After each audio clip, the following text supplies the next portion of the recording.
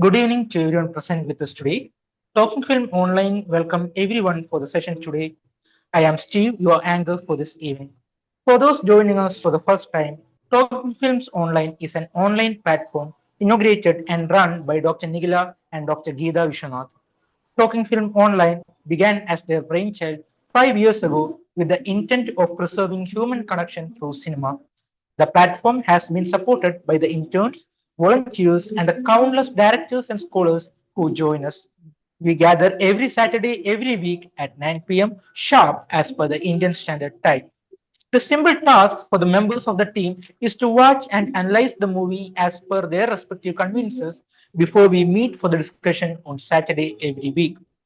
We have had the pleasure of engaging with some eminent personalities such as Aparna Sen, Amol Palekar, Girish Kasravalli, Jayan Cherian, and Adur Gopalakrishnan. We celebrate criticism on the craft of songs, methodologies, narratives, and literature in the realm of cinema at large across genres, languages, and nations.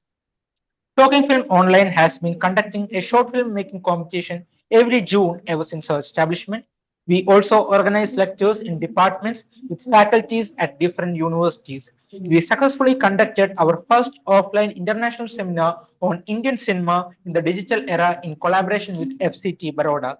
Of our most recent records, our platform has met over an international conference in Asansol, West Bengal in November 2025, which was presided over by an international crew of participants as well. Tonight, we will be joined by Dr. Pragnya Paramita Chayani, who will also initiate the discussion on the shape of water. Dr. Pragya Paramita Chayani works as an assistant professor English at VIT AP University, Andhra Pradesh. She has a PGDT and a B.Ed in English from IFLU Hyderabad, alongside an MPhil from the University of Hyderabad and a PhD in English from Indian Institute of Technology in Dharwad. She is a member of the Petroculture Research Group concerning her research. She has publications in journals like South Asian Diaspora, Yug Kada, and Sociological Bulletin, to name a few. Her research interests include energy humanities, eco-criticism, Indian diaspora, and performing arts. Ma'am, the stage is yours. Thank you, Steve.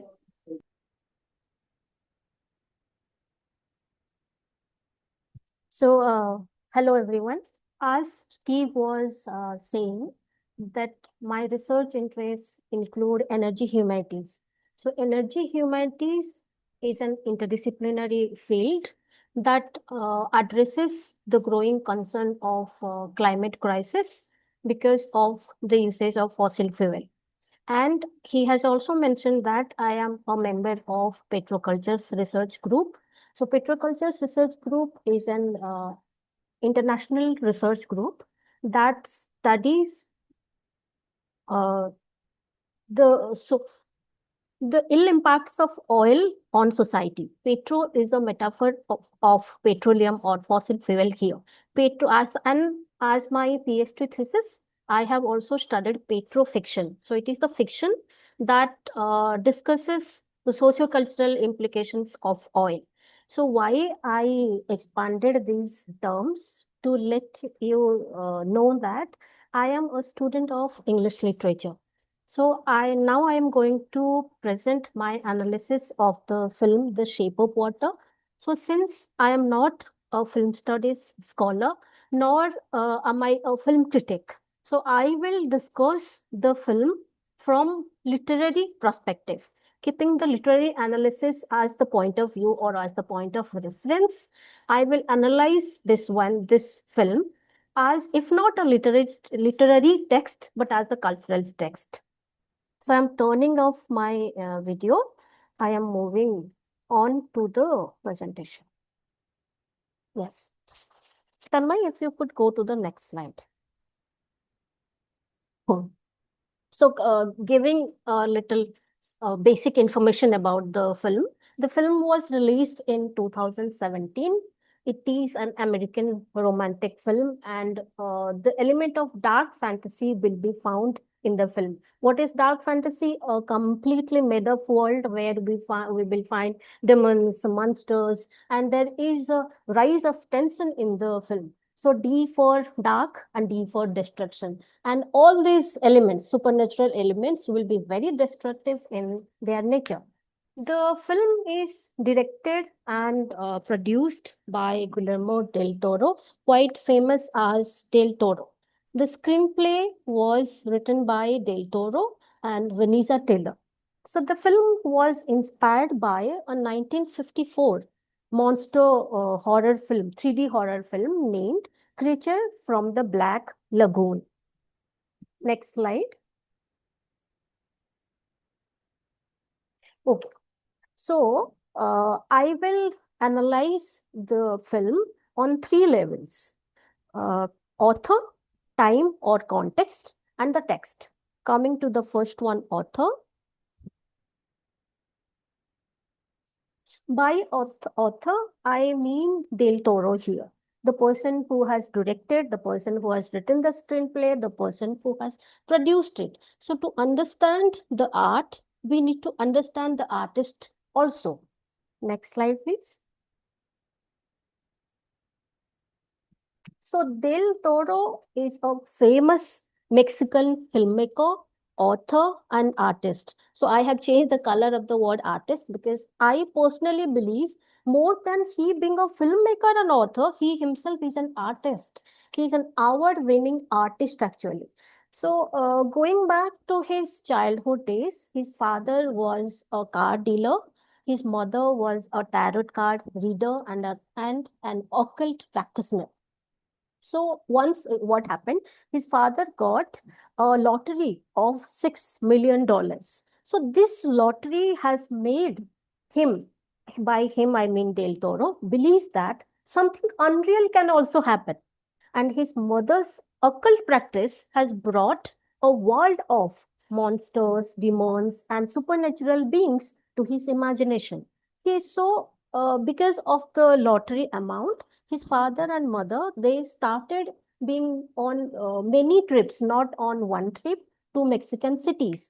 As a result, the kid was all alone and he was left under the care of the maternal aunt.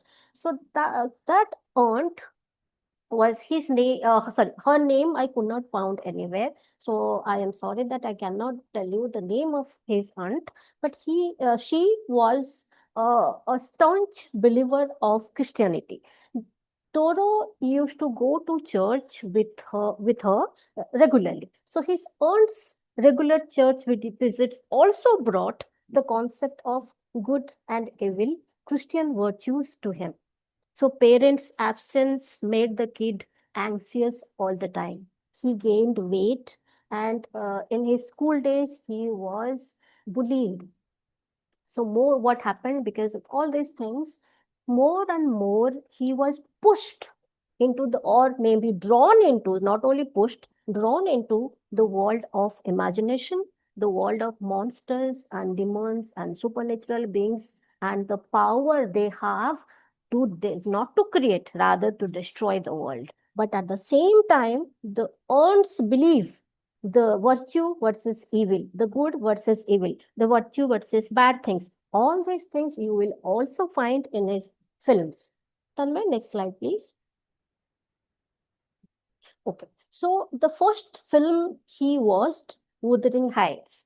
Emily Bronte's Wuthering Heights. Again, the concept of ghost, the concept of unknown, very isolated Yorkshire setting. That one. And the next movie he watched, that was Frankenstein. So all these movies also created a deep influence on a child's mind. He was only 8 years old when he started making films using his father's camera. After that, he went to University of Guadalajara. That's a quite famous university. Yeah, okay, yes, ma'am. Thank you, ma'am. Of Mexico, where he studied filmmaking. So after that, after his course, he founded a company named Necropia, where that gave special effects. That was quite famous in the early in 1980s. The Necropia was famous to give special effects, special visual effects to movies. He was quite influenced by Hitchcock and the American writer named H.P. Lovecraft. H.P. Lovecraft is also famous for his concept Lovecraftian horror. So, what is Lovecraftian horror? Lovecraftian horror is something where the audience or the reader will never be able to anticipate what is going to happen next. At the same time, another perspective also is there embedded in Lovecraftian horror, that human significance is so negligible in this universe, so they are almost nothing. This universe is quite huge to consider human beings as beings could have influence on the universe. Next slide, please. Okay. So in Del Toro, we will find certain themes which are quite dominant and which are related to closely associated with his childhood. First one is the symbolic representation of imagination, representation of monsters, representation of virtue. At the same time, we would also see that his movies would have very powerful and sympathetic monsters, and those monsters will be marginalized beings or social outcast, since he when he was a child was quite alone throughout, so he could imagine his monsters as marginalized beings, as quite vulnerable beings, but very, very powerful. Coming to the visual effects, he uses these three themes, which are called religious iconography, insectile imagery, and amber lightning. What are these terms? What these terms mean and how he has employed these terms, I will discuss when I'll discuss the film. Next slide, please. So now coming to time, uh, when I was a student at EFLU Hyderabad, I had a professor named Malti Krishnan. So Malti Krishnan taught that, for the first time I understood this one. Uh, she said that grammar cannot be taught in isolation. So if you are teaching grammar, you need to teach that one through language. First, there will be examples, then students will automatically understand the rule. Or else what will happen, time and again we will end up telling them a table is a noun, a table is a noun, a table is a noun. The moment you change the question, what is a chair, the kid will never be able to tell you that if chair is a noun too. So this kind of method to teach grammar is called inductive approach. Similarly, in literature, there is something called neo-historicism.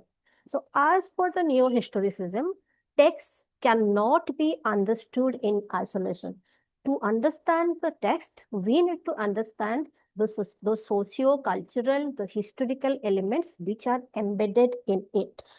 Okay, so that was famous in 1980s by Stephen Greenblatt. So that's why I am going to discuss the context of this film. Please, next slide. Okay.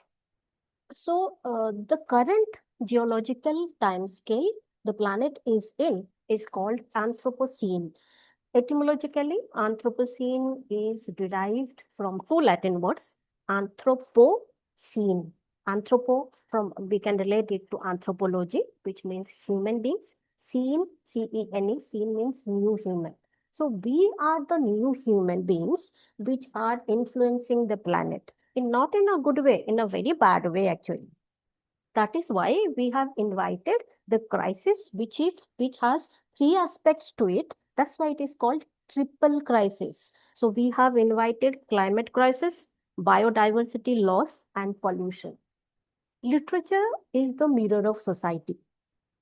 So we can, so this films are also, uh, I can say that these are also, if, as I said, these, if not strictly literary, we can also put it under the broad category of literature as well. It also reflects the socio-cultural, historical background that has produced it. So by employing dark fantasy, the element of dark fantasy, the film tries to draw our attention to what has gone wrong.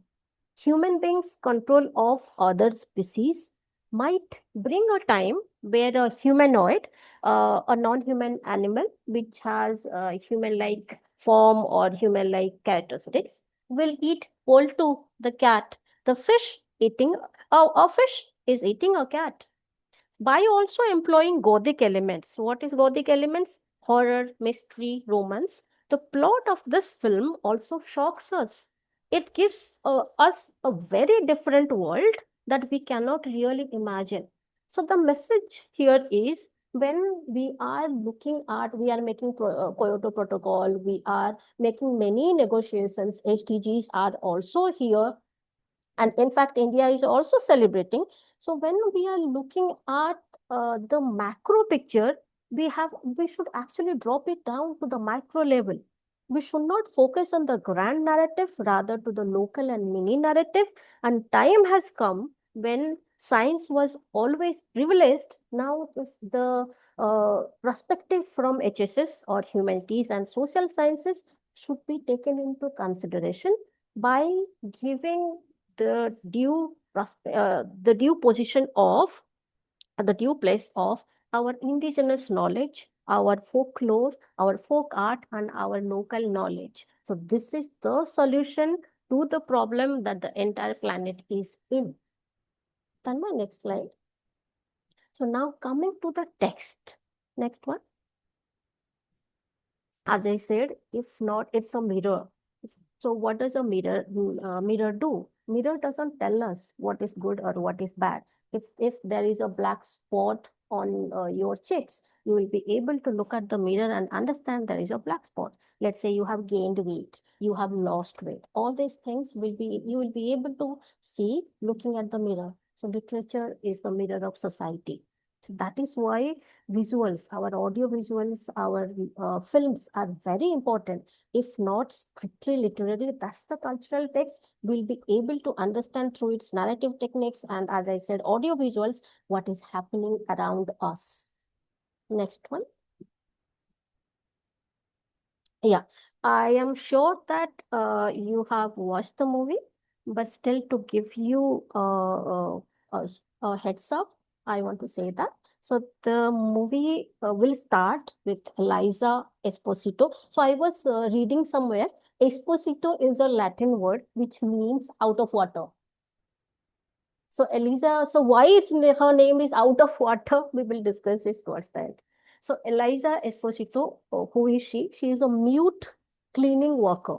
She was employed by a secret laboratory. So that laboratory, what does it do? It has got a humanoid, an amphibian creature actually, a fish that looks like a human being, captured from South America, and he was there captivated, and he will be in chains because he was very powerful. It was difficult for human beings to control him.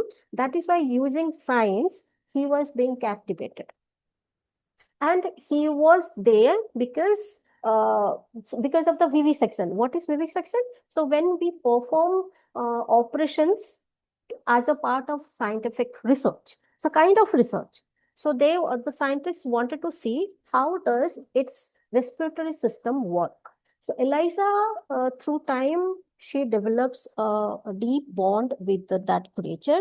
Then she manages to escape, to rescue that creature, and that creature escaped, and the creature will be in her house for some time. So it happens toward the end, we can see that both of them were shot, and the general understanding is that they are dead, but the creature will get his life back automatically because he is super powerful. He is a supernatural element with healing abilities, and he takes Eliza with him into deep into water, and Elijah also starts breathing. Though the ending is slightly confusing, but the water is used as a symbol of, you will see that, transformation and freedom, how it is free, how it is freeing people, and fluid identity. The monster figure, that amphibian humanoid, we will see that figure, that fish has compassion. Rather, human beings are dehumanized. The human beings are like machines. So love and humanity also are seen, that these are not restricted to the boundary of social structures. or boundaries of language. Why? Because Eliza was not able to talk. She was a mute. Okay. So because of all these social differences, we can also see that it is not possible, the interspecies relationship is not possible, which is shown in the movie. Next one. So the film got 13 nominations in 2018 for Oscar. Next one. It has received 4: Best Picture, Best Director, Best Original Score, and Best Production. And we can see that this is Del Toro. So coming to my analysis, first point is I can understand that this is a very significant text, starting from its title, The Shape of Water. So we can see that the characters will be changed. The way you will see that the way it is starting, the way they started towards the end, you will see that everything is now, you have a complete different narrative right now in front of you. Water is used as a metaphor where there are three messages. First message is love is not restricted to social structures and language. Second message, just like water, human identity is not fixed, and those who do not fit in the characteristics set by the socio-cultural framework, they are marginalized. Okay, but still they are the individuals who have their individuality. So the third message is what is very symbolically used here as as soul cleansing and rebirth. So cleansing and rebirth, these are two motifs which are used through the metaphor of water. Somewhere next one. Yeah. So there is a concept of defamiliarization, that is a Russian formalist concept by Viktor Shklovsky, who in his essay 1917, he wrote one essay, Art as Technique, where he has talked about an artistic technique that is called defamiliarization. What is that? So where the audience or readers will be shown quite ordinary and familiar things in a very strange way, which will shock them. If we go back to the days of Shakespeare, then Hamlet's madness or the witches in Macbeth can also be instances of this narration. So here, audience will be forced to come out of their comfort zone and to look at the world of art with a very fresh perspective. The same concept is also used in drama by Bertolt Brecht in his epic theater, which is named as an alienation effect. What is alienation? When audience or the readers will be not able to relate to the narration which is going on in front of them. So they would see that a hero comes, a heroine comes, or a protagonist comes, they meet, they are in love, now they will marry, now they will have kids, when these things will not happen. Ram came, Ram is very powerful, Ram is killing this monster, Ram is killing that monster, Ram got married to Sita, now Ram will kill Ravan. No, Ravan won't be killed. Now Ravan comes back with his 10 heads and kills Ram back. That will shock us. So something which is coming to us in a very strange way, then we as readers, we as audience will be able to think, why is this thing happening? So this one is used, this technique is used in this film. When a fish is eating a cat, that one is making us think critically, will there be a time when all the creatures that human beings are controlling will come back to us and kill us? Or maybe there will be a world where human beings will not exist. Or as I said, Lovecraftian theory, where the universe doesn't even bother who the human beings are. When we are very proud because of our AI, because of our science, because of technology, will there be a time when no one will be bothered because of human beings? Human beings will not exist only. Will there be a time? So questions like this are coming to our head because of the technique defamiliation that Del Toro has used. Next one. So I said that the three things in visuals he uses. First one is religious iconography. So we can see that even if the fish figure is a monster, but he is a Christ-like figure. He doesn't have transformative power, but he did have healing abilities. So he will be seen touching a bald person's head when hair will start growing. At the end, also, he will be seen touching the scars of Eliza, that she will start breathing under the water. So when he was shot and he dies, then again the message is he is resurrected because he comes back. So this is the message: Christ dying and being resurrected to save his loved ones. So this religious iconography is present in Del Toro's film. Then it also tells us the childhood influence of his aunt. Then another one that he uses is insectile imagery. The Franz Kafka's Metamorphosis can be an example here. So, insectile imagery is something where human beings are shown, if not as insect, but as non-human animals, to tell us that how we are judging them on the basis of utility. So, their usefulness or their importance on the basis of their utility. They are powerless. They don't have any identity.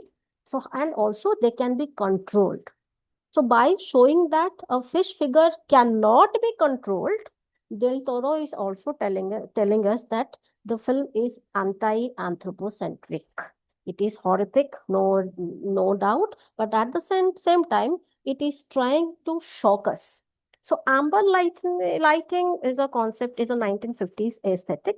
It is, so since the title is water, shape of water and aquatic blue and green tones are there in the film. At the same time, you will see that the vehicles and street scenes and the homes of some characters will be, the color of amber will be there. So we can see it is like real world versus the real world or the corporate world where there is control versus freedom and connection. Next one. So fourth one, we know that in the planet we have four spheres: lithosphere, atmosphere, hydrosphere, and biosphere. We always understand that monkeys are our ancestors, but when we go back and read, we will understand that the first life started in hydrosphere under the water, and it was in the form of sponge and jelly. And that sponge and jelly, through evolution, it became insects or fish. So that is our root. Fish is our root. The water is our root. Our body, in our body, we'll see that 60% of our body is built in water or made in water. 60% is covered by water. And the entire planet is, there is 70% of water in it. So water element is used to tell us the aspect of survival, food, ecosystem, and sustainability. So water and fish imagery are used in the film to tell us about our root. When dehumanization, in the era of dehumanization and anthropocentrism, talking about water and fish is actually asking us to look back and to think about our root, and also to tell us that how nature is powerful. At the same time, when we are practicing anthropocentrism, there is something also called speciesism, which is when we understand human beings are better species. That's why we are controlling and killing. So when I mentioned planetary triple crisis, I said about biodiversity loss. So there are certain species which are slowly dying, mostly because of human influence, negative influence. So that this one also is a critique of the film, is a critique of that anthropocentrism and speciesism, and it is urging us to think of our root. So what if there will be a one time, since our body has 60% of water, outside world there is 70% of water, and we are beings that came out of water. What if one day there will be only water, and we all will be turned into fish? So this is also one kind of perspective. That's why Jal Hi Jeevan. Next one. Another one is I was thinking that why are monsters preferred? Every time we look at this one, why did he Toro as a kid think of monsters not as not of gods? Gods are also powerful beings, right? So one perspective will be, I'll talk about the film first. The power that monsters are quite powerful, but at the same time they are wild. So it gives a kind of thrill to audience. So when someone is powerful, but also that person has flaws or limitations, then audience will be able to relate. Also, they blur the line, the social standards that is certain, the good and evil, they blur that one. And most of the time you see, I go back to mythology and you will see that all the demons are actually believers that they are outcast, they are marginalized, they are subjugated. So what happens? There is an emotion, sorry, there is an emotion of hatred inside them. That hatred turns into anger, and that anger turns into an indomitable urge to destroy. And this is the same emotion. If we see all the occult practitioners, they worship goddess Kali. Why goddess Kali? Why not any other goddess or any other god? Because goddess Kali is believed to have the power of destruction. So people who think that they want to destroy, why do they want to destroy? Because at one point of time they were lonely. They feel that they were wronged. That is why they practice all these things. And it also shows an untamed human psyche. So that is why mostly kids are drawn to the world of demons and monsters, because this hatred, anger, and the urge to destroy everything, or maybe something very powerful. But in Toro's case, when he was showing all these emotions are there, and he showed us the world of, he introduced the world of monsters and demon to us, at the same time, his aunt's influence was there. That is why we can also see that the element of virtue present in his films.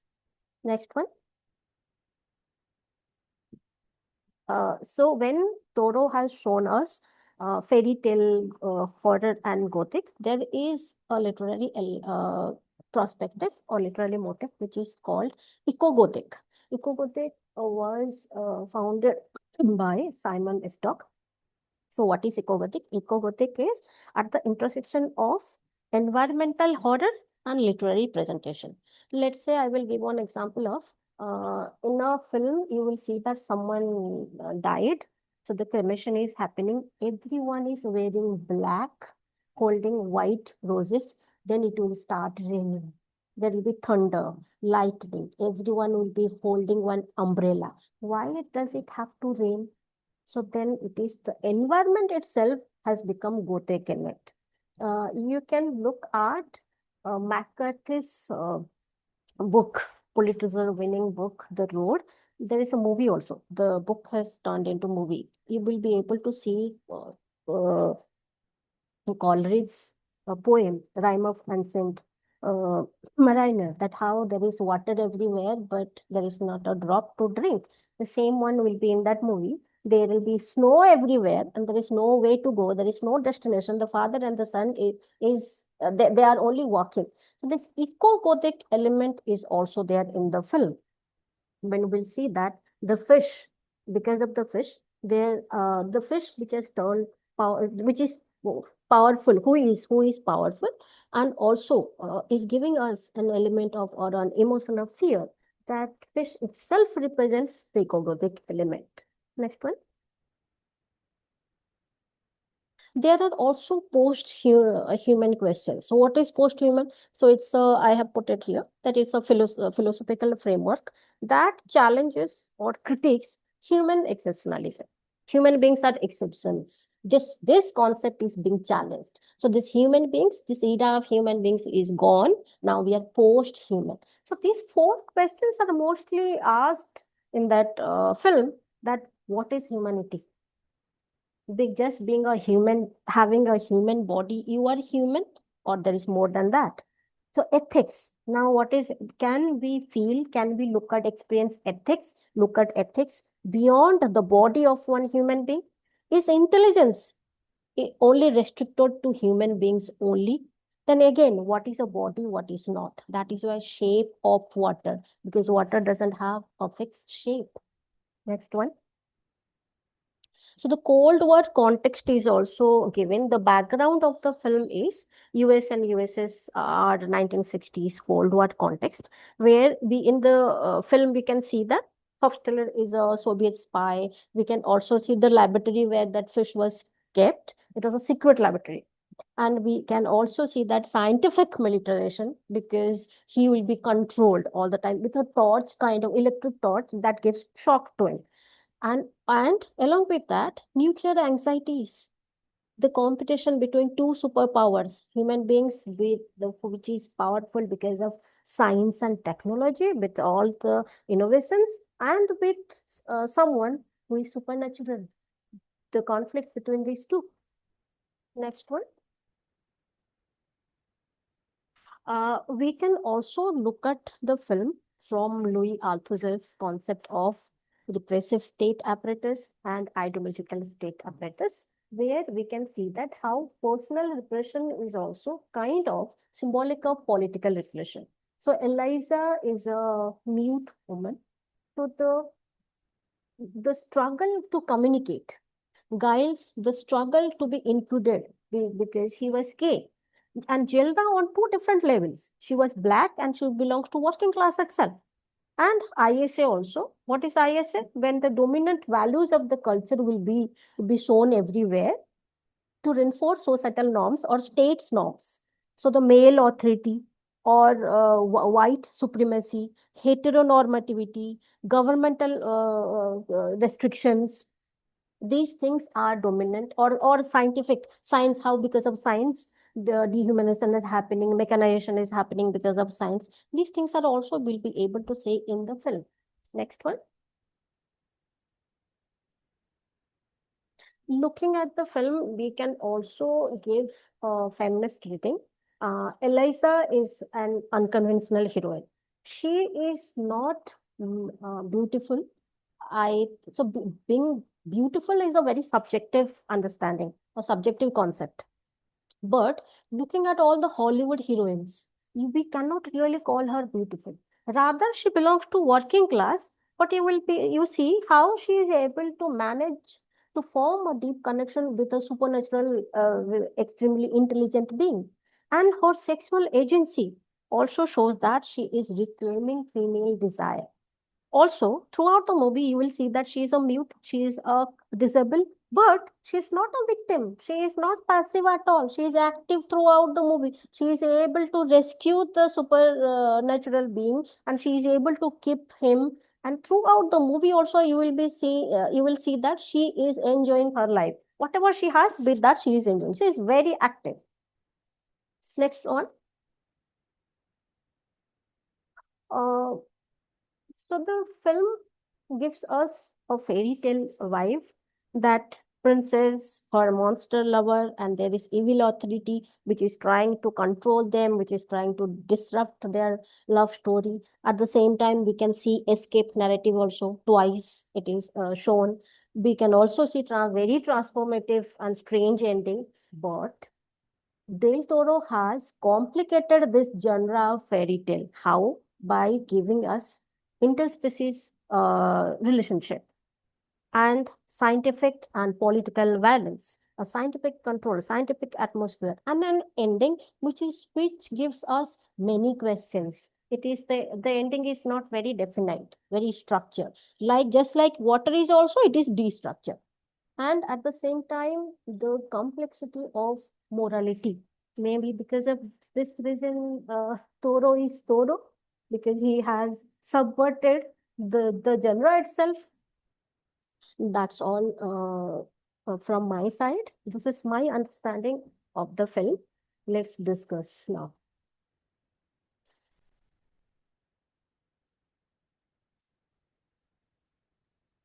Thank you, Pragya.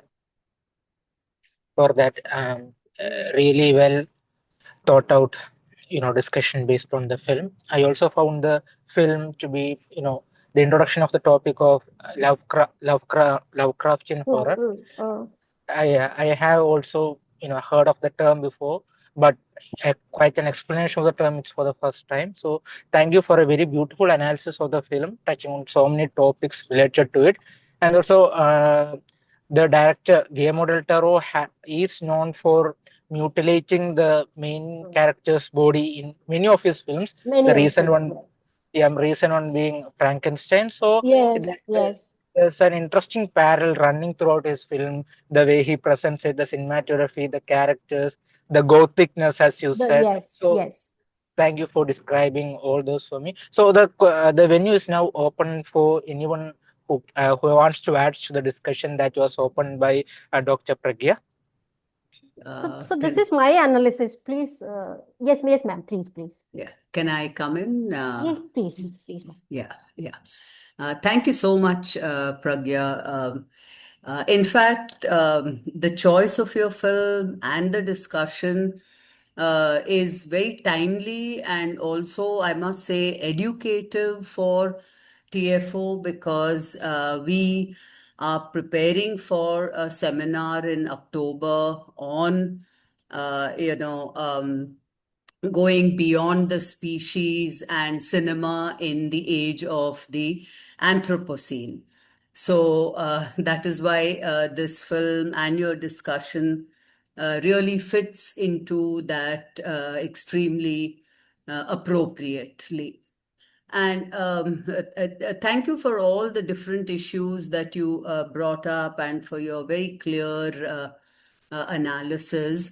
And for me, one of the things that really stood out in the film was this whole politics of otherness. Ah, yes. And through this otherness there is also a solidarity amongst the marginalized figures of society, as Yes, you yes, yes. rightly elaborate. You actually enumerated the different characters. There's Eliza, who is mute, and Giles, who is a who is a sexual minority, and Zelda is a black working class woman, and of course this amphibian creature is treated as a monster in the film.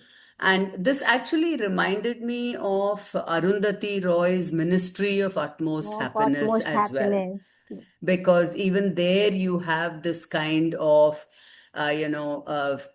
forming of a community, a solidarity amongst the marginalized figures in the novel. So that is one thing.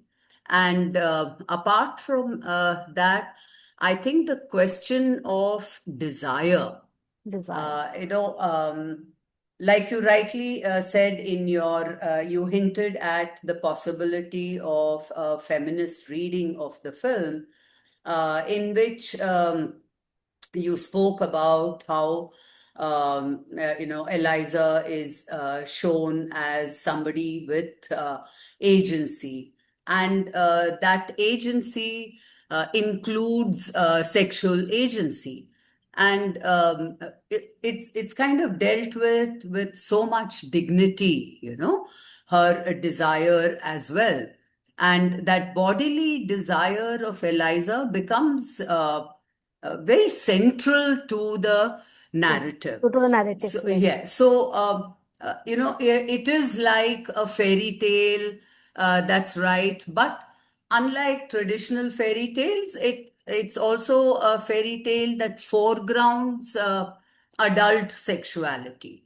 So there is that great deal of eroticism, both in the in Eliza and in the And amphibian amphibian creature. Yeah. as well. Yes. And this Eliza's bodily, normally when you're talking about differently abled characters in film or even in literature, these characters are not given sexual agency. Agency, yes. And this is one. And again, to draw a parallel, this reminded me of a film called Margarita with a Straw. With a straw, Yes, there too you have this yes. connection between sexuality and And agency disability. and disability. Yeah. Yes, yes. So that I thought was again very interesting. And of course, the metaphor of water, you have already spoken about that, and the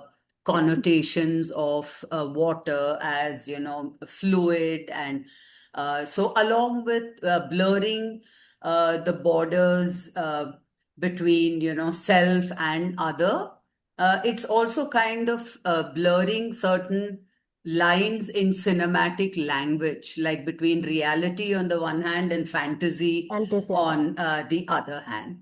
So that again was something that was very interesting for me.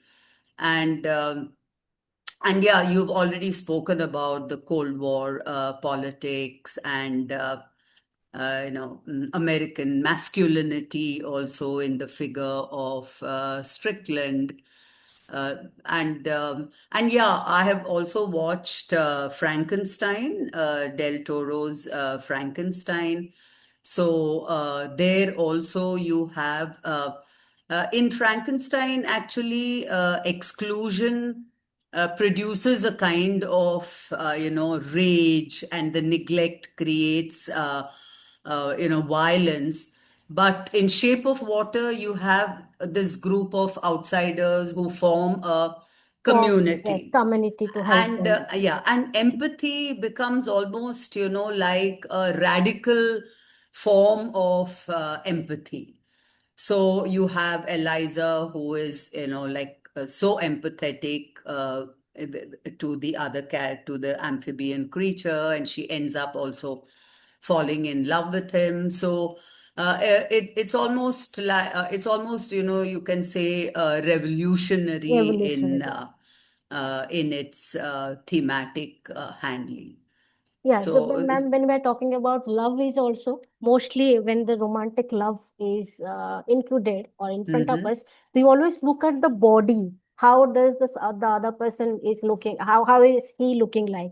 But you see, how will someone fall in love with the fish? I think Tonmay has put a comment right at the beginning where he says this is a kind of a reworking of the Beauty and the Beast fairy tale. So it's something like that. Maybe Tonmay would like to Yeah, elaborate on yes, that. Tanmay, continue. Yeah. Thank you, ma'am. Uh, Nothing. I don't have much to say. I mean, I don't have anything to ask, but I would like to make two comments. But Mm. childhood. I mean, You, I got you were uh, telling us about Beauty and Beast. yeah, yeah, Beauty and Beast. I told about it because I felt like it is like Beauty and Beast, but kind of a different world. It's a kind of a dark narrative. How you tell Beauty and the Beast. I mean, Beauty and Beast basically a Disney film.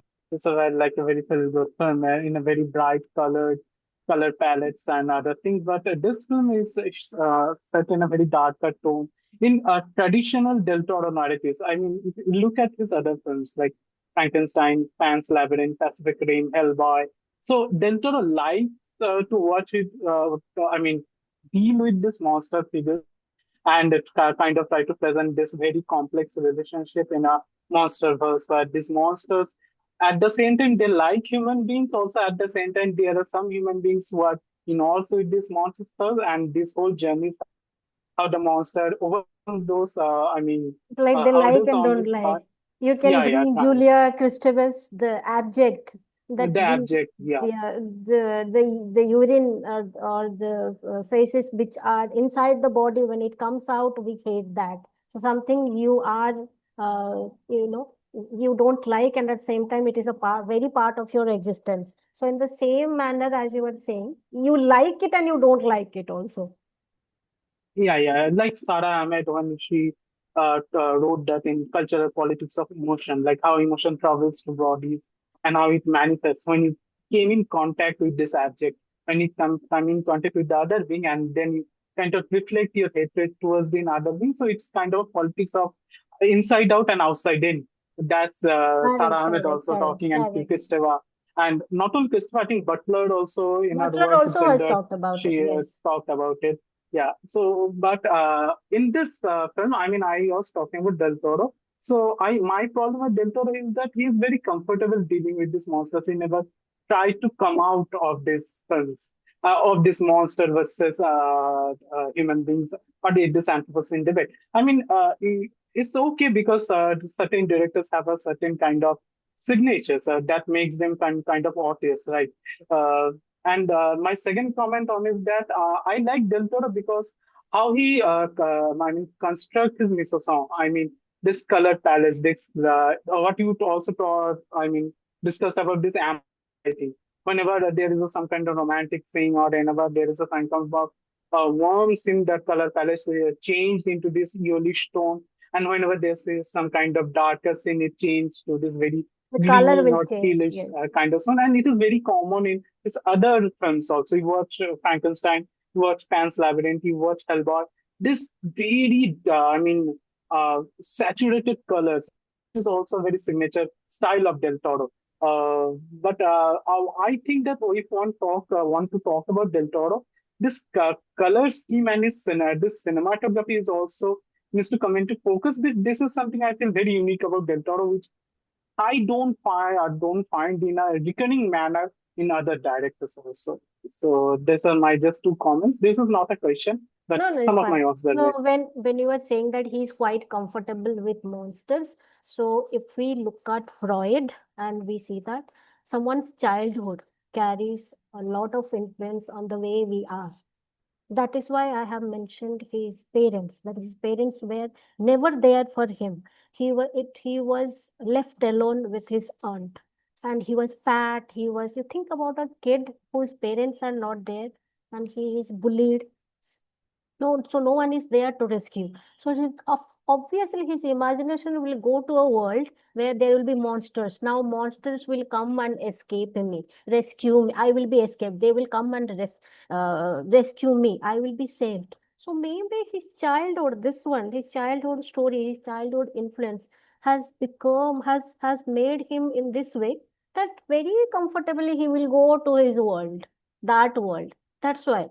So I was looking at, that's why I said about this, it is author, context, and text. So author's childhood, the way, why he has written this, whatever he has written, why in this manner, why not that manner?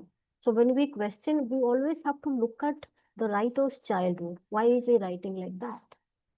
So maybe he is quite comfortable because in his childhood he was comfortable in his imagination because he started making films in when he was 8 years old only. So how could he do that? How could he imagine? Maybe because at that time also he was very comfortable in the world. He has his own world where he stayed as a child in the world of monsters and demons. And now as an adult, he is giving us films which are monsters and all, and he expects us also to be very comfortable with that. But for us, it is defamiliarization or alienation impact, that because that is shocking for us. In that film, that's what I said. Poltu is the name of the cat.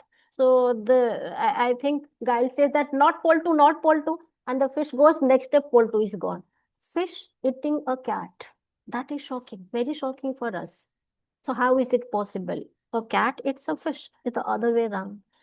So of course, maybe because he wants to shock us at the same time. So how we can say that how very comfortable you are talking about these things. A fish is walking. A fish is in a romantic relationship. A fish died and came back.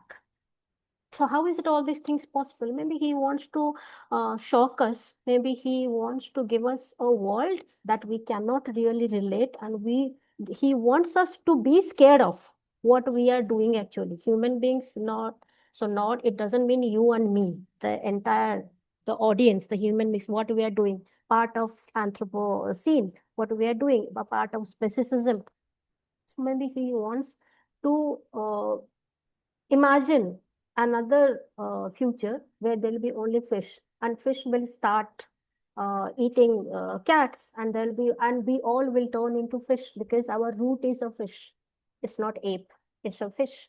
So, is it the planet will be submerged in water, and we all will be Eliza. So at the end, Eliza starts breathing all her scars through her scars. So the fish creature he touches because he has healing abilities. So he will touch the scars. Eliza starts breathing through those scars.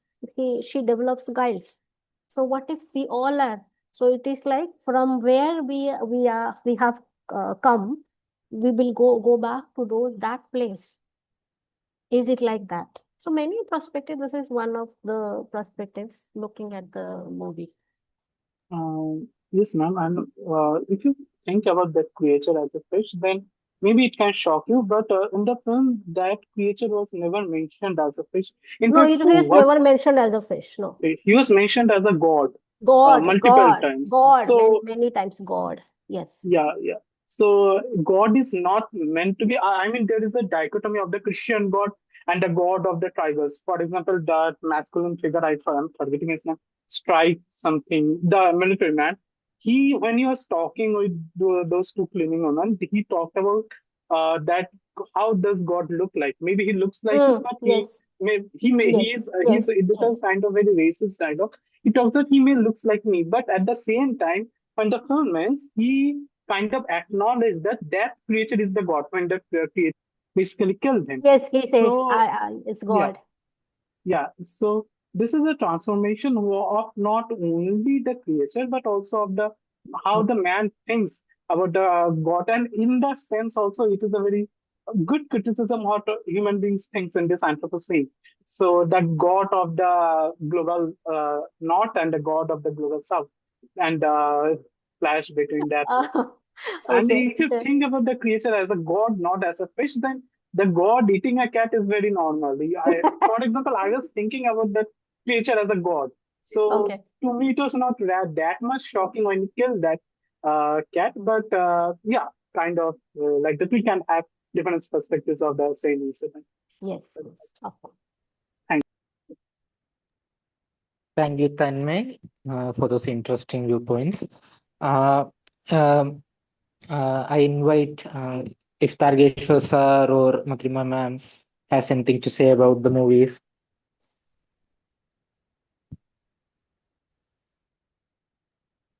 The floor is open for anyone who has comments or questions regarding the discussion or the movie.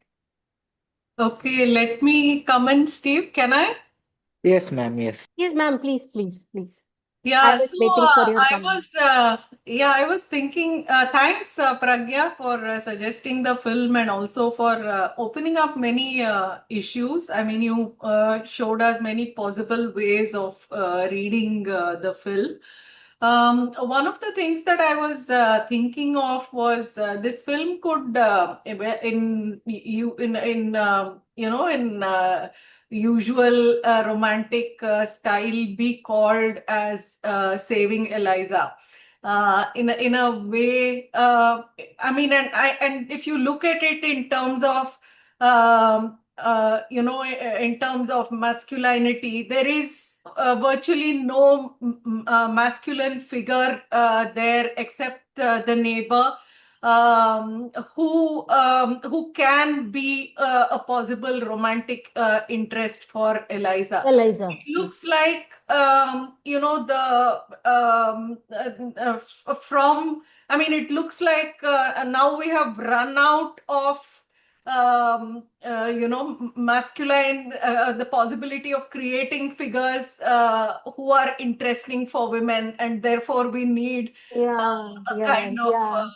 we have We, turned the species to interest yeah, it's women. a brilliant phrase, ma'am. We Uh, are run out of Yeah, interest. so what I wanted to actually, I mean, it's I kind of agree with some of the things you were saying in terms of how you were looking at Del Toro and his early days. I also watched the Netflix documentary on his life. which is fairly, informative about where he reflects on his growing up years and so on. But what it does not explain, and that is for us as viewers to do it, is that throughout the film, what we get is not a perspective from the the amphibian, from the amphibian, as much as it is about how the different kinds of humans. So it is a way of kind of certifying who is a good human, in Yes, terms yes, of yes. how they behave towards this amphibious creature. And creature, or maybe it is again looking down upon it from our own anthropocentric supreme position. But that is what the film kind of, I think, largely explores, how different human beings see the amphibian. We don't get to see or get to make of what the amphibian is kind of making of, like in terms of the responses. For instance, what we can see is its monstrosity in the cat eating. So it's like, the film is doing something interesting. It's setting this creature up as a monster, and then in the next instant telling us, well, it's not a monster, it's a wild creature, in the kind of response that the artist gives to the cat eating. So in that sense, I thought it's not so much moving away. I mean, yes, it explores interspecies love, but frivolously, I see that as a crisis of no man being good enough for women anymore. So it is that. But other than that, it is still very much imbued with anthropocentrism. It is still about how we view other creatures as God, or as a repulsive creature, or as a wild creature. It is still our naming. It's not in terms of understanding it in its own terms, as much as what we attribute to it. Yeah, so these are just Yes, some yes, yes, yes, stray yes. thoughts. Thank you. Thank Thank you. you, ma'am. Thank you. Thank you, Nikhila ma'am. Um, if anyone has maybe some comments, questions in regard to the discussion, so it's open to you.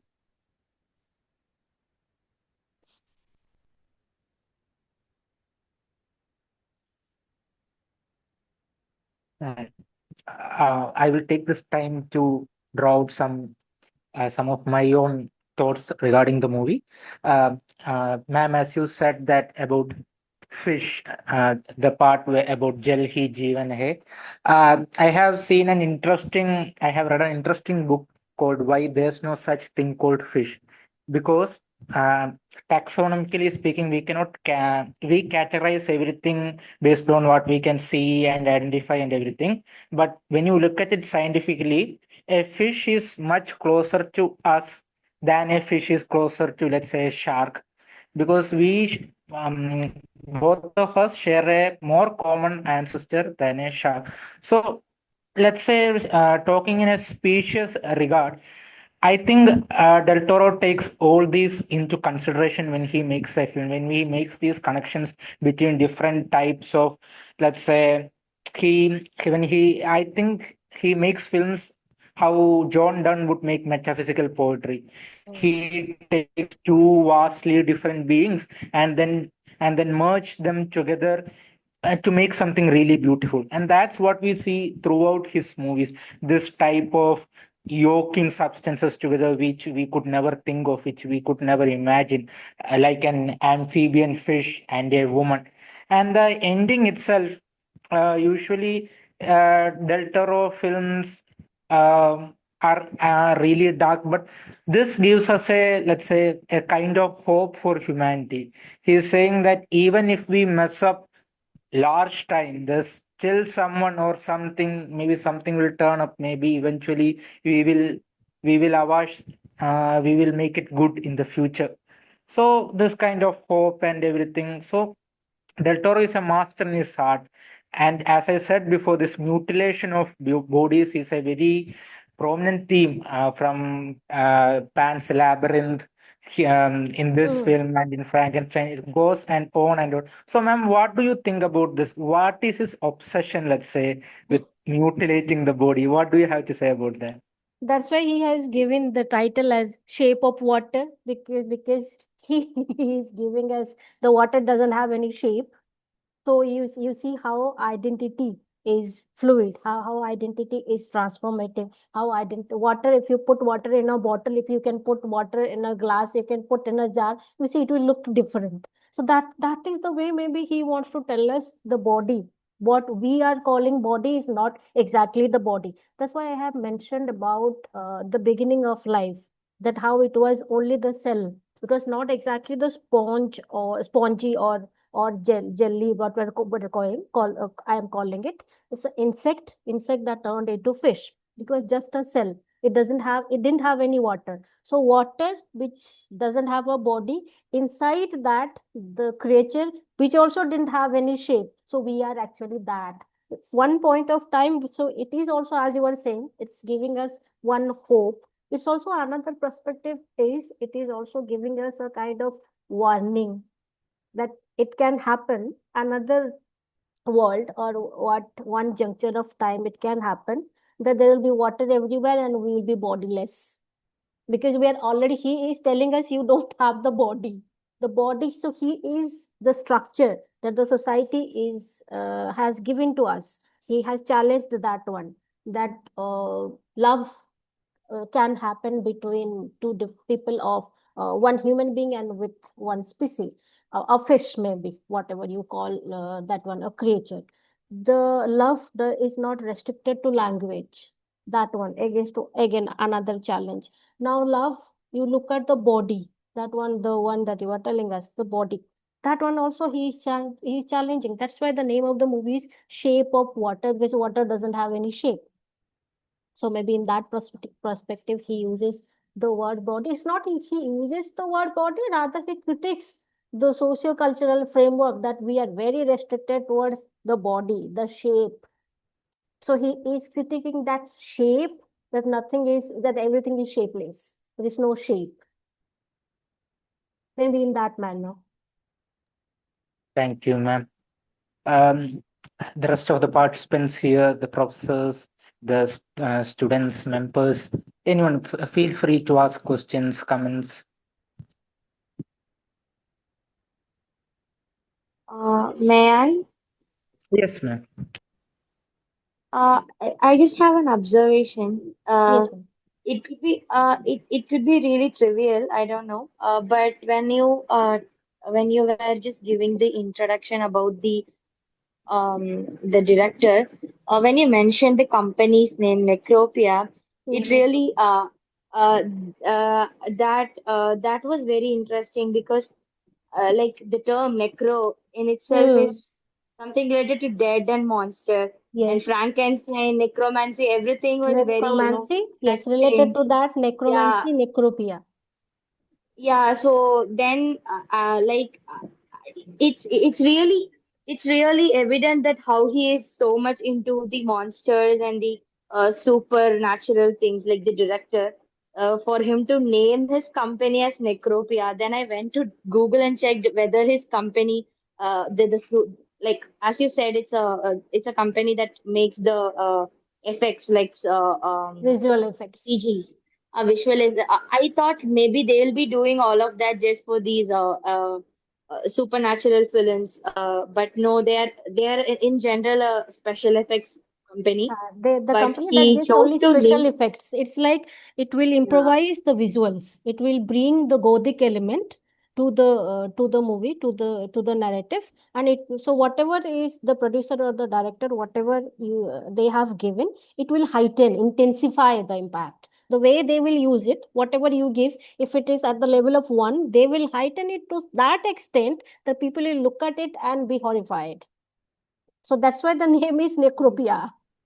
Yeah. I was very that name caught my attention when you told me that his company's name is Necropia. So okay, this man is so much into monsters. Uh, is what I thought. Thank you. Thank you. Thank you, ma'am. Um, if there's anyone else, please feel free to ask questions. Can I come in, Steve? Yes, Ananya, please.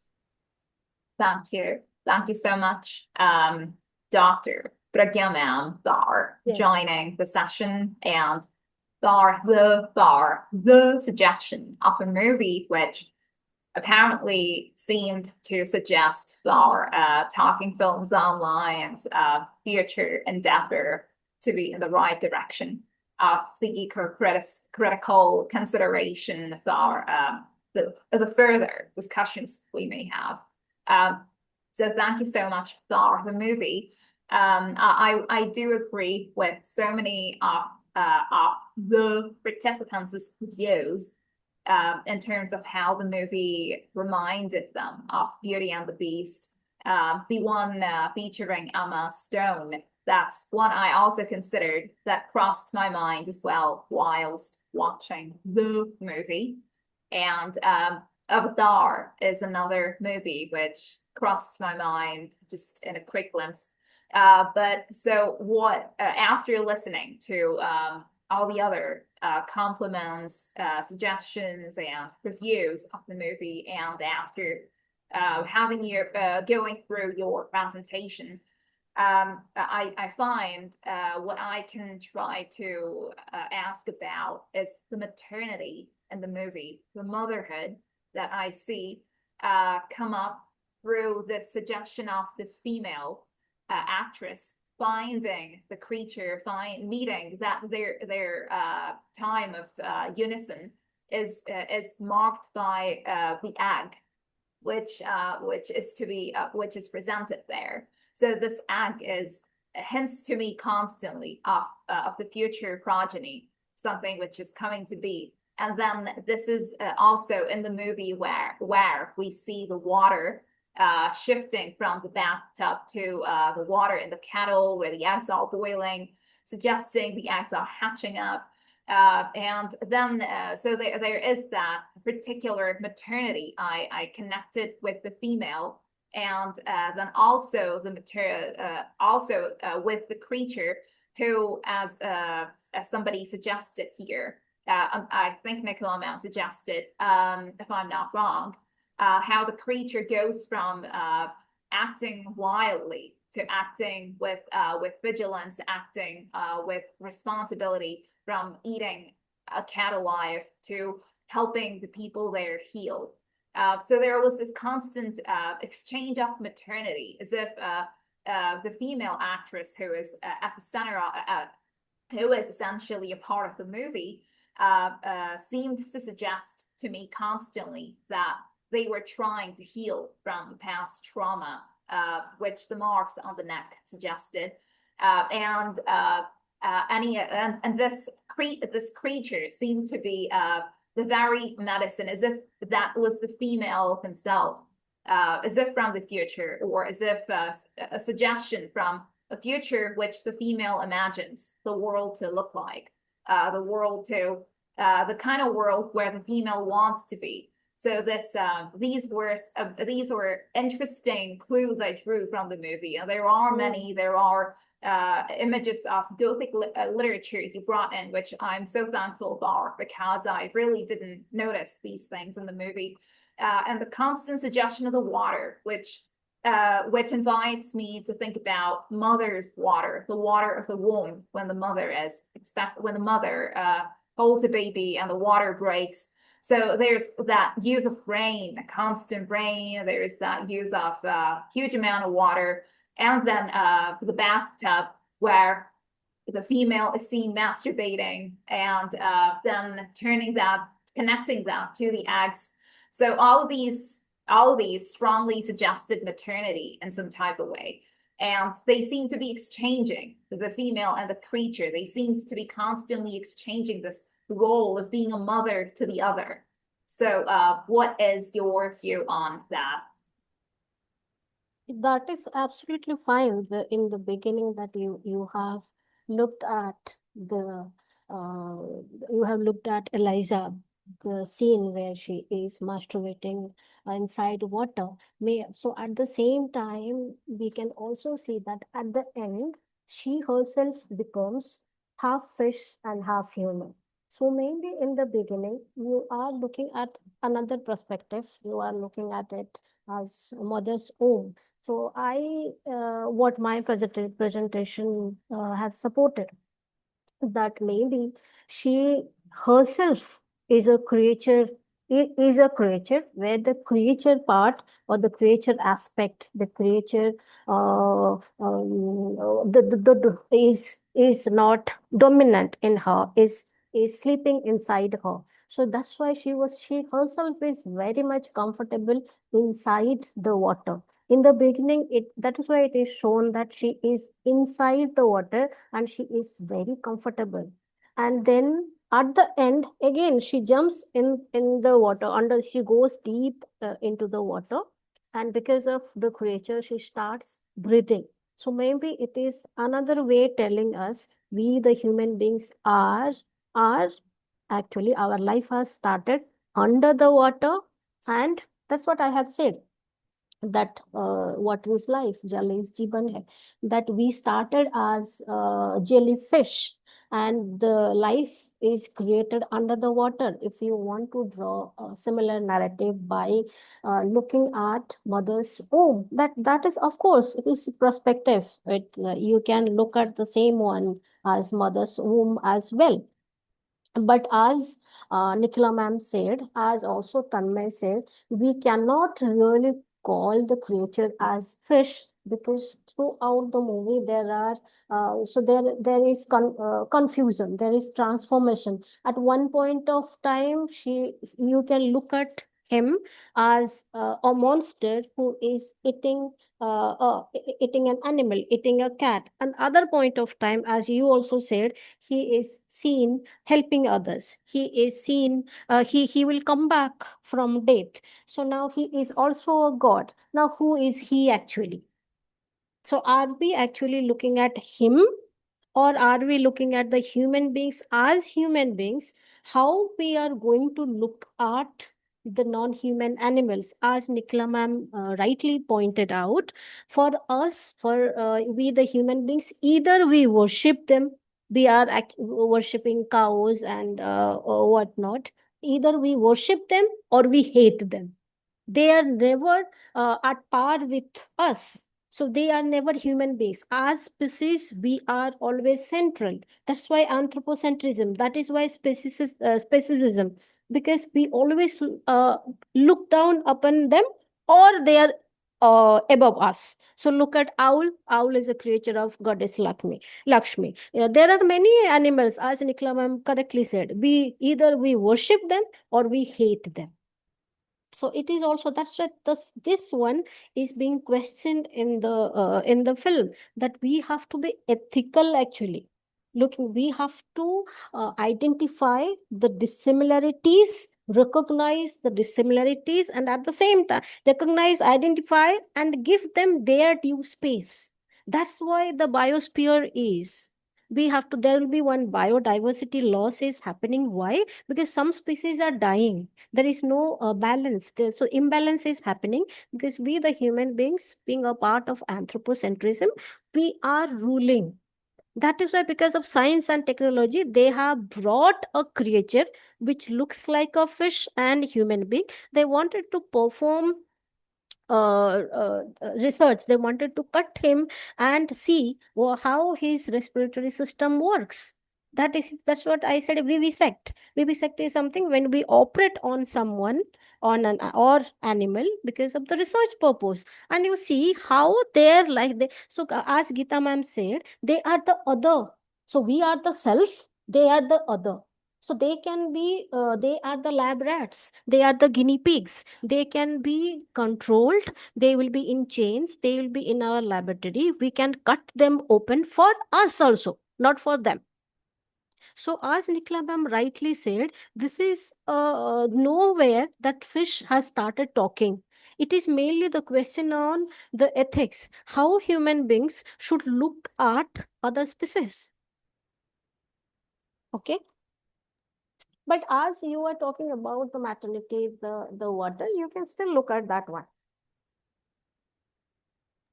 Thank you. Thank you so much, ma'am, for taking the time to answer. Yeah, hi.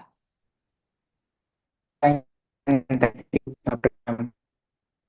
Comment Yeah. in the chat box from Tata ma'am. She said that I have some points, but my mic is not working. Yeah, so her question is that another did was how everything at the beginning was so both charmingly and absurdly green, and other shades of green like teal, of course. And then once Elisa, with the help of her friends, helped the creature escape, hints of red and burgundy start appearing. Her originally green headband is replaced by a burgundy one when she stands up to Strickland.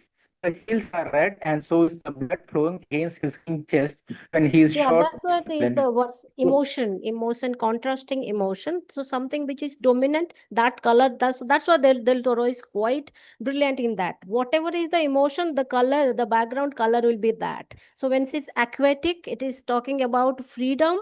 They will you see the color. The moment it moves towards corporate sector and male supremacy or control or we controlling the animal, then immediately it will change, the color will change. So maybe the burgundy color, we can look at it as drawing one similarity with blood. Dark fantasy, D for dark, D for destruction, D for destructive. Red connotation, as Gita ma'am was saying, the connotation can be danger as well.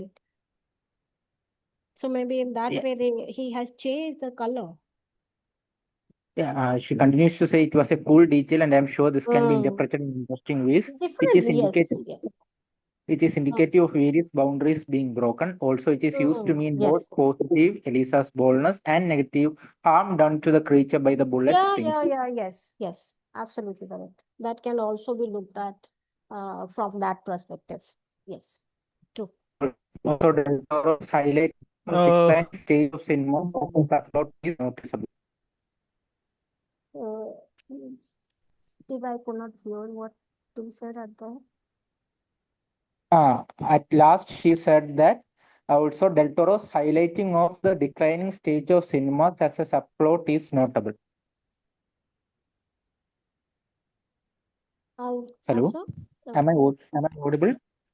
Steve, your voice is coming in chunks. I don't know if it is my internet or your internet. I don't know. Am I audible to the rest of the group? Yeah, it's initially, I also had problem. I think there is some problem in the audio, but now your voice is clear. But that time it was not clear. I could not No, hear okay. what is your perspective towards the end. You are telling me something. I could not hear that. No, I was just continuing what Radhaman wanted to say. And then she says Del Toro's highlighting of the declining state of cinemas as a subplot is notable. Mm, That's it. correct. May I? Sanjay, yeah, you Yes, can yes, come in, sir. yeah. Okay. So, well, in a certain way, I think the film problematizes the human-animal divide, just as the way, like, I was thinking of Derrida saying in The Animal That Therefore I Am, where he says that uh, humans and the non-human animals, they are connected because of suffering. That there is one point where humans have to identify themselves with the non-human animals. That is the point of suffering, because all of us, both of us, suffer. So we can feel sympathy towards other species. What happens here in this film, that our protagonist Eliza herself being an orphan, and she must have suffered a lot, and because of that, probably she feels sympathy. Maybe the She's the maybe the she's the language could not created the border, the restriction. Even if she could not speak, maybe as you were saying, suffering is the one that she could connect with the creature. so she's the first one to at least feel empathy for this Yes. It starts giving amphibian him creature. eggs. Yes, she brings food for him. And but the question is Mm. that as Nicola was also saying, that who is human and who is not human. Not human. And you also stated in your presentation that just by having a body like human being doesn't mean that you are human. There has to be certain characteristic.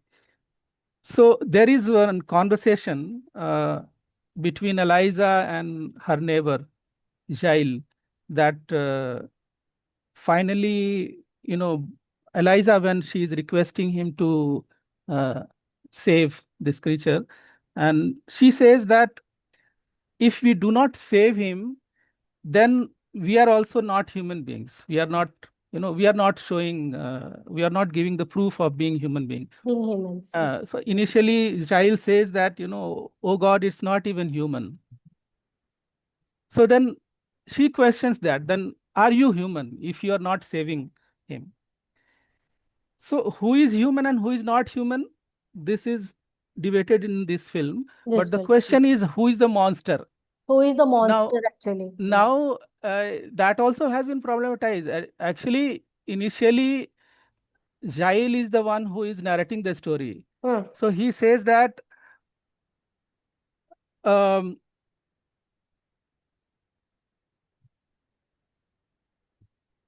when he's narrating the story, he says that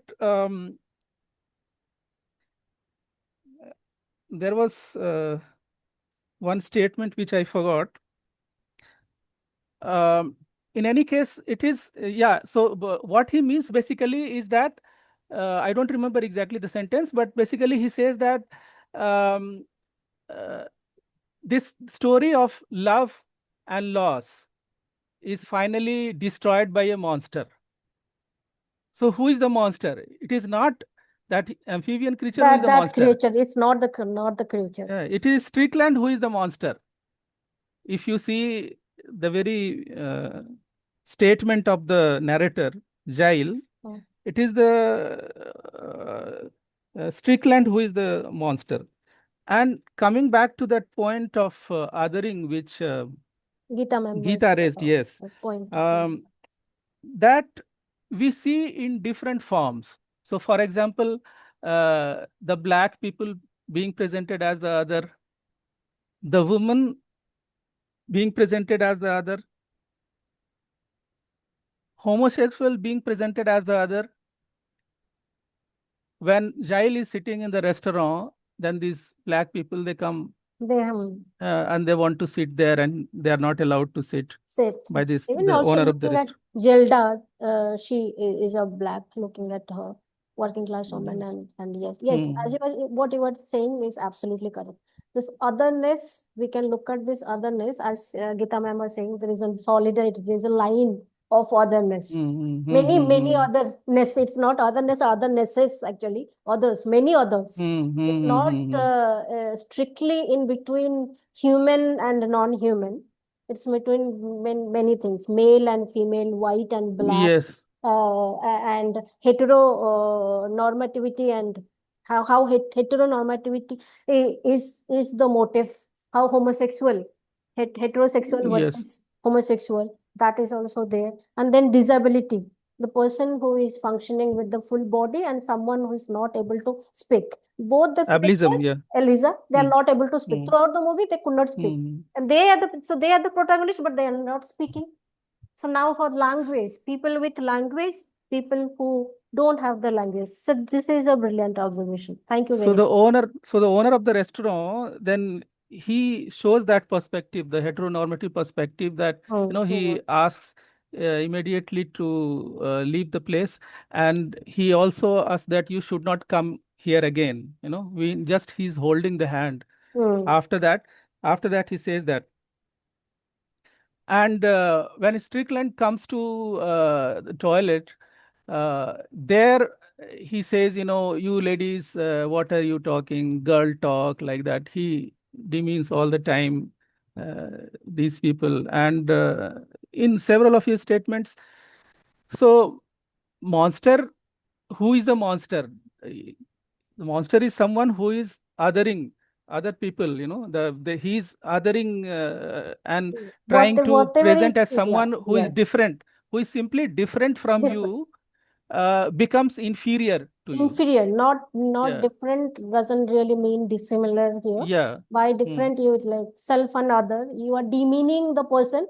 Whatever is the context, it can be on sexuality, on body color, on the basis of language, on the basis of who has access to science and technology, who doesn't have many levels, as you were rightly pointing out. But the person who is actually othering, making this division, self versus other, is the monster. That one is the monster. And finally, I have two questions, in fact, based on some observation. One is the color green. That time there was something said, but I could not hear because the audio was not clear. So it seems like when the Jail is drawing, then he's asked to present everything in green color. And then this person, Strickland, goes to buy the car. Then there is a He says it's discussion. There not is he wants the color of the green color, and then it is not green, but some teal. He says it's not teal. green, it's teal. Yeah, It's but not. teal. So it is Maybe like, there's. so emotion present. So he says in that it's teal, But it's not is green. it? But is it also? I was just wondering, like presenting a lip service to the green color, that everything has to be green. Uh, just like paying a lip service to the environmental cause, but not actually uh, following that in practice. It becomes just symbolic that okay, Yeah, everything has to be green, green, green. green. Yes, But then emotionally. finally, what happens? I don't know. I was just wondering. Secondly, about humor in this film. If I just observed certain places where there was one something connected to the French language, so it was a joke for me. There is this festival called Mardi Gras. So Mardi Gras is called Shrove Tuesday in English, and that Gras, Gras, he says that there should be another S, so it becomes Mardi Gras. I don't know what he means. That grass is actually in English, it has a different meaning. Different meaning. And in the theater also, you hardly see 4 or 5 people sitting there because and he wants to bring the audience to the theater, to spectators to the theater. So he's giving yes. free ticket and also offering popcorn and and in his pronunciation also it is presented as funny, as in it says poop corn or something like that. Yes. So maybe Yes. Del Toro wanted us to have a great laugh amidst the dark fantastical elements, when we are sad, when we are questioning, we are critically analyzing, we are shocked because of defamation. When in between he wanted to give a slight comic relief to us.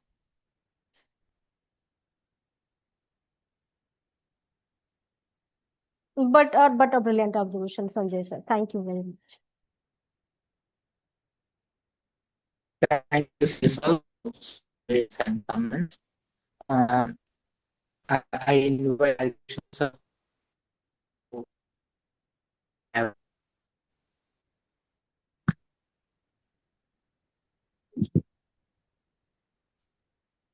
Am I audible? Yeah. Yeah, I think we missed a little bit of what you said, Steve, just before this. Oh, I was saying, I think Targeshwar sir is also here. Sir, do you might have something to say about this film? No, the Hello, sir. discussion.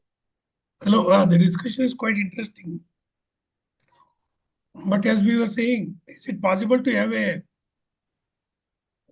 quote unquote post-human perspective Mm. from the human beings. I think that's what Nicola was also trying to ask. Huh.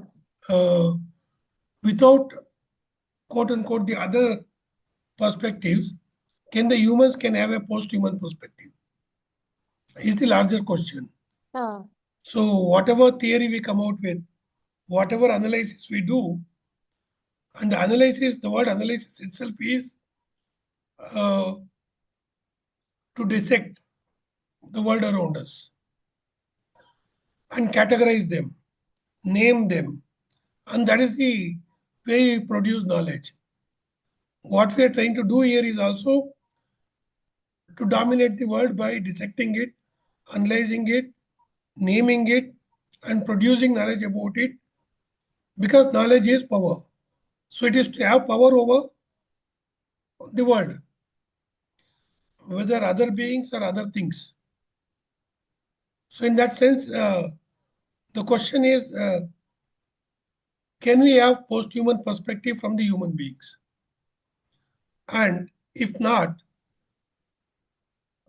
is it a desirable project, or is it a project which is doomed from the beginning? If it is not doomed from the beginning, it's a project worth pursuing, even if it is going to be a failure. What are the things that we can learn? So the perspective of post-human that I was discussing is like we are not exactly, so I'm not looking at really post-human perspective from the human beings, rather to bring the question now, who is human now? So at one point of time, when human beings are human because of, so they are not looking at the ethics side of it. Rather, we are the human, quote unquote, the human beings because we have brought anthropocentrism. Because we have science, we have technology. So that's why we have brought anthropocentrism. Now we are that stupid people, stupid human beings who are destroying their own home. So once the planet is gone, where will you stay? So from this perspective, we have arrived a state of post-humanism where the centrality of humanism is questioned if we are looking at humanism as the product of science and technology, not ethics. That is why as Nicola ma'am said, the who is monster is questioned, who is human is also questioned in the movie. As Sanjay sir was saying, other being other on different levels, other. So if we are looking at post-human, it's not really we have arrived a stage where human beings are gone. Maybe we are at a stage where ethics, morality, looking at non-human creatures as at par with us or not inferior, at least not inferior. That is the time. So we have reached a very troubled time actually. Post-humanism here, what I mean is not strictly the looking at the philosophical framework. Rather, I am looking at it from the environmental point of view, being an environmental researcher, that we have arrived a stage where the word human from human beings is gone. We are only beings now. We are not humans anymore. We don't have ethics. We are killing others, controlling others, and we are stupid enough not to understand that when the other species are gone, there will be imbalance, there will be biodiversity loss, and slowly we will also one day die. So we are that post-human. This is one. Then looking at the film, as you were saying, as a project, and what are the things we should learn from it?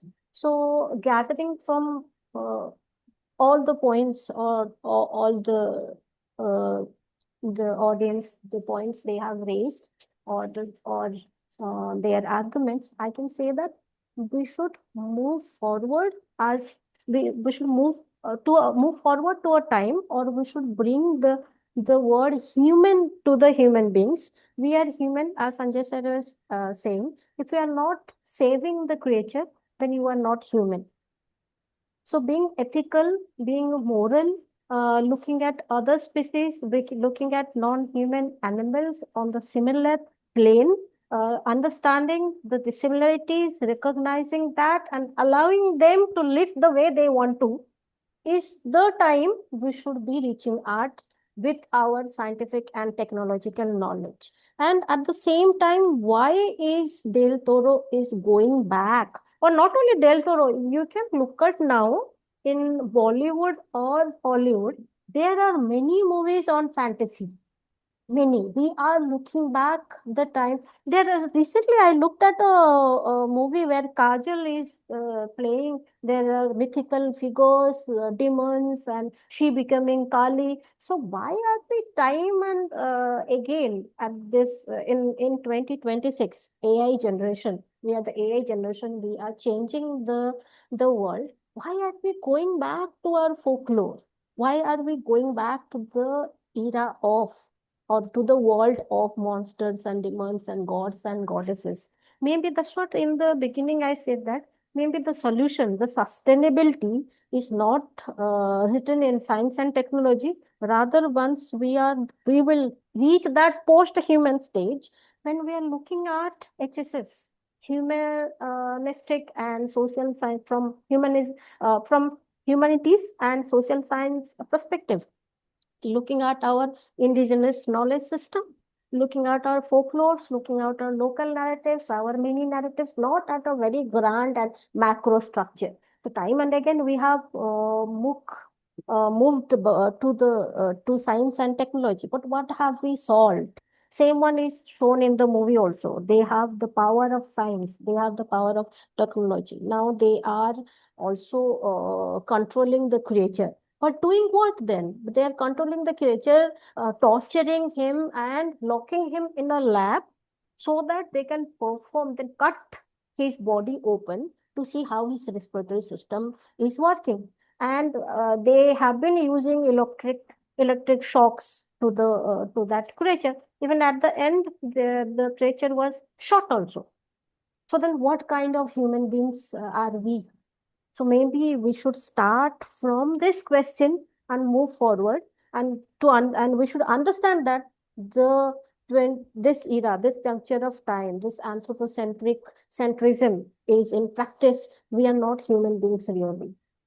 Maybe because human beings are not human beings when we don't have ethics, when we don't have morality, when we cannot respect other animals, other species, other human beings, other species, for that is secondary, other human beings. So the otherness that we are discussing, Sanjay sir was also pointing out that otherness in the context of sexuality, otherness in the context of body color, otherness in the context of language, and not someone who cannot speak, differently abled. So this hierarchy, the hierarchy that we have created, someone is superior and someone is inferior. So in my class, I always tell them, being called as men and women is not the problem. That is not the problem at all. So today we are, language evolves. Today we are called as men and women. Tomorrow, maybe 5,000 years down the line, maybe we will be called as curtains, windows, trees. We don't know what will be called. That one don't know. Then if you ask me to count how many students are in the class, I might start from her or I might start from him. Number is also not the problem. Being one or two is not the problem. Being called as man and woman is also not the problem. What is the problem? That is the hierarchy. The hierarchy that we have created. Someone is superior, someone is inferior. Just because then we have created boxes. Our so-called cultural framework has created boxes. Tick mark, tick mark, tick mark. You don't have cross mark, then you are marginalized. You are an outcast. On this basis, I am the self, you are the other. On the basis of your body color, you are the other. On the basis of language, you are the other. Now you are monster. That's what Nicola ma'am was saying, that we non-human animals, sometimes we will worship them, and sometimes we hate them. Or let's say cows or owls, or we, for us, they are gods. They are the creature of close to gods, maybe if not gods. But or some other time, their life doesn't even mean anything to us. So this hierarchy is the problem. This hierarchy on the basis of whatever it is, body color or language or sexuality, that is the problem. Or this men and women, as I said in the, I always mention in the class, that there is nothing as Shakespeare's Romeo Juliet, Romeo says, there is nothing in the name. Yeah, there is nothing in the name, the word animal. There is nothing in the word animal. There is nothing in the word that human. But when we are creating one hierarchy, human beings, animals, and that is the problem. The self and other dichotomy is the problem. So we should learn from this. This should be the first step to break that hierarchy on the basis of whatever it is. Non-human animals versus human beings, or human beings, broad category human beings, and then under that it is gender and body color or race or disability, whatever it is, that hierarchy is the problem. So to cross that one will be in real sense of the term post-human or post-anthropocentrism. No, questioning the hierarchy is fine. And then science hierarchy, looking at everything as different without any value judgment. That is fine. But the question is that I'm asking is about more the framework. See, already we have self and other and discussions around it. And we also have a discussion about the question of power and its relationship, whether between the human beings or between being what we call as quote unquote human beings and others, that can be looked at. Yes, But yes. when we say that science and technology is the problem, then we are trying to say that anthropocentrism came with science and technology. So science and technology is not the problem.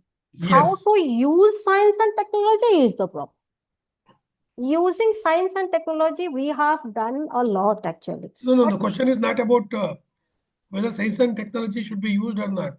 What I'm saying that what we in a narrow sense call as science and technology, before that also there was post-humanism. Sorry, anthropocentrism. Anthropocentrism, you were saying. Yeah. So in that sense, associating with science and technology is the basic problem. Okay, So and now I understand. anthropocentrism always existed. It always Existed from the day we started analyzing, producing knowledge about things around us, whether living or non-living. Yeah, I And understood now, sir. That what you were saying that so this knowledge is will to dominate. And who controls this knowledge defines the power relations. So it has nothing to do with relationship is the science and technology per se. So this emphasis on science and technology as anthropocentrism is highly problematic. Yes. Correct. That is number one. That is correct. Yes, correct. And number two, is it possible to move away from this anthropocentrism? And how do we do that? Is the question. Unless we bring in quote unquote perspectives from other beings and other things rather than the human. That the human, yes. Including yes, we have this folklore, mythology, where we bring in other beings and other things. Include these Included. other. It was always there. Even in the context of science and technology, even in modern literature, you find mythology, you find fantasy, whether it's Gulliver's Travels or something else. So you'll find umpteen number of it. So in that sense, science and technology did not curb this tendency to give certain kind of perspective and life to things and other beings. It always existed. Yeah.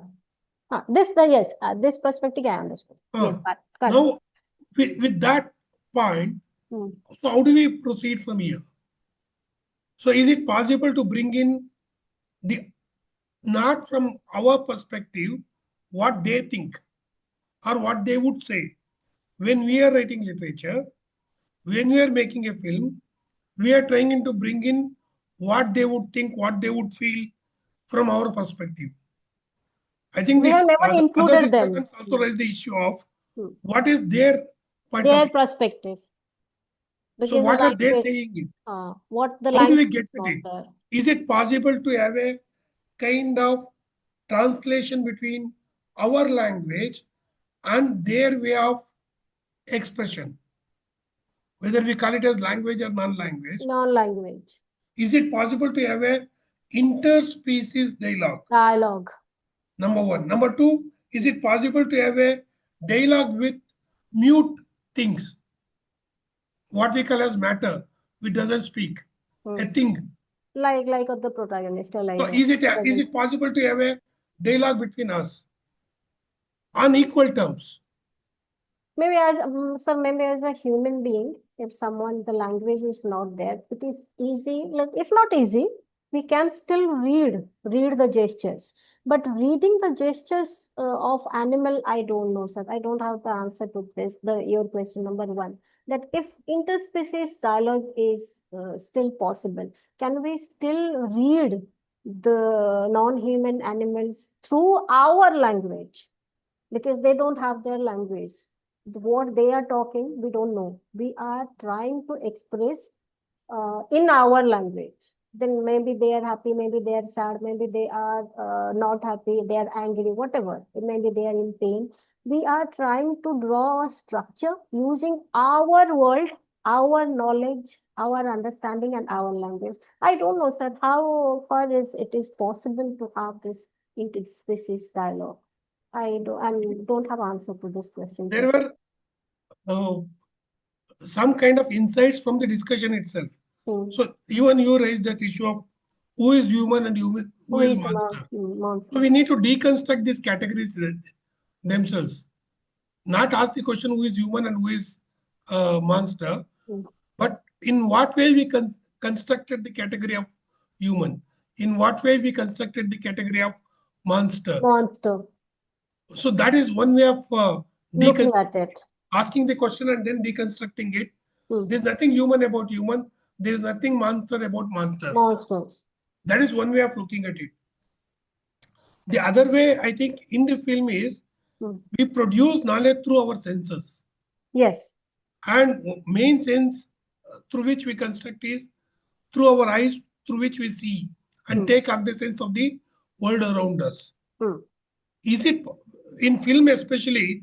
I always think that it is possible to put a camera at the height of a cat and show things from the perspective of the cat. So if you put the camera at the height and the angle in which the cat sees, to some extent, we get that kind of perspective. So in film especially, I don't know about literature, the camera can perform a different, bringing a different perspective to what we see around us. What you call it as defamiliarizing it. Instead of looking at it from our perspective, from our height, our length, you look at it from their length. And then if you can have construct lenses of the camera in such a way that which resembles the way the other species look at it. That kind of cameras might also give a different way of looking at the world. So it's simply a kind of Are you saying that using our camera but at a different length or a different angle? Different angle, that is one point. The second is even the lenses could be molded in such a way that it reflects the way cat looks at it. Is it available or is It is not available. I'm saying we have not it's a dive into perspective. it. Okay. For example, you look at the CCTV camera. That it is not simply a kind of, we can have 360-degree view now with the cameras, which was not available to us as human beings earlier. So if we can construct a 360-degree camera, we can also construct 178-degree camera, 132-degree camera, or 32-degree camera, depending on what these eyes of these species are. I don't know whether there is enough scientific work on the way the animals look at it, how their eyes are structured, what is the structure of their eyes, what kind of angle that they have, how do they construct reality. If you can bring that into camera and place it in such a way, then we can start seeing, at least not feeling the way they feel, but seeing the way they look at things. If they're feeling their emotions dependent on what they're seeing, then that is possible.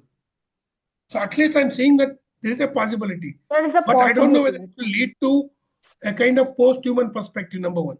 Number two, what you were saying as ethics and morality. So there's nothing like one universal ethics and universal morality. Ethics and morality are also space specific, time specific, culture specific. Now, what you are trying to say is that in the context of post-humanism, what kind of ethics and morality we need to cultivate,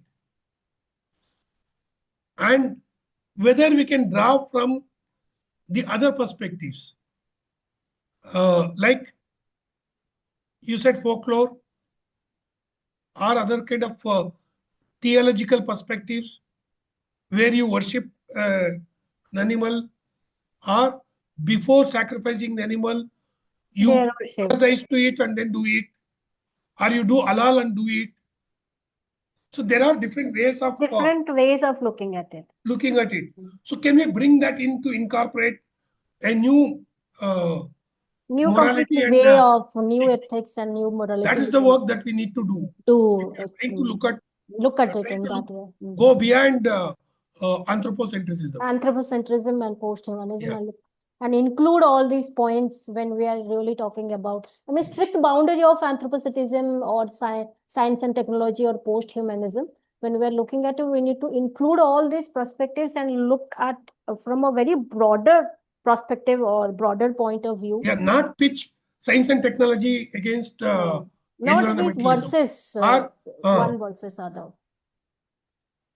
When we are discussing, we need to include all these perspectives in our discussion or in our critical thinking when we are looking at anthropocentrism or science versus Western, and looking at animals also, their perspective and how we are including. Yes, maybe that's why in mythology, all the animals are already included. So they did it at their level. Our ancestors did it. At our level, the possibility that you have raised, it could have done. I am not sure, sir, if we still have, there is research on how cat or any animal looks, the way the way it looks at, what does it really want to say? If any camera or any research has decoded it. So yes, that's the perspective we can look at. Yes.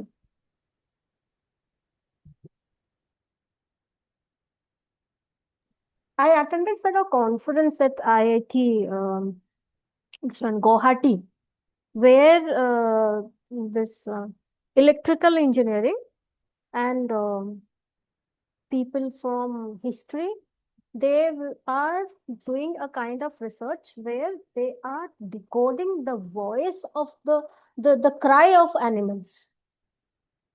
So a professor presented, so he was saying that, so they are developing a language model where they are decoding and they are bringing up a kind of software where they will put the way we are putting one language and it is translating to translate to the other language. French, it is available, translate to English. In that way, they are translating animals' cry.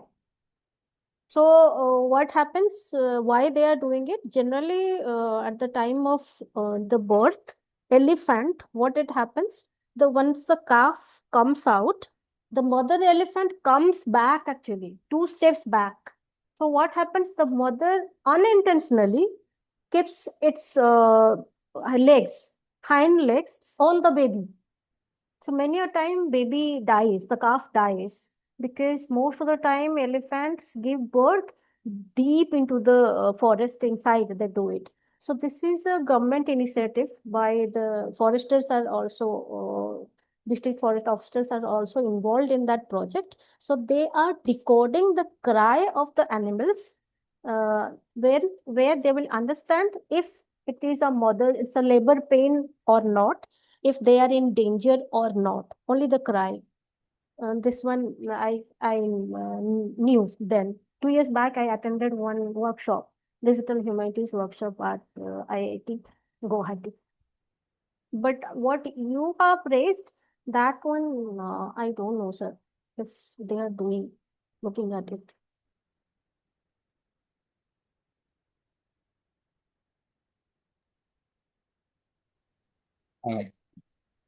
Thank you, Targesha sir, for a tough questions and interesting perspectives. As time is approaching, uh, is there anyone else who might have comments or questions regarding the discussion?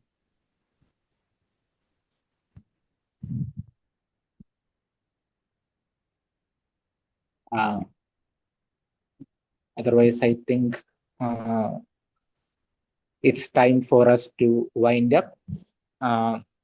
Thank you, everyone who has joined us today, especially thank you, Dr. Pragnya ma'am, for hosting such a, how to say, eye-opening discussion for all of us regarding the film.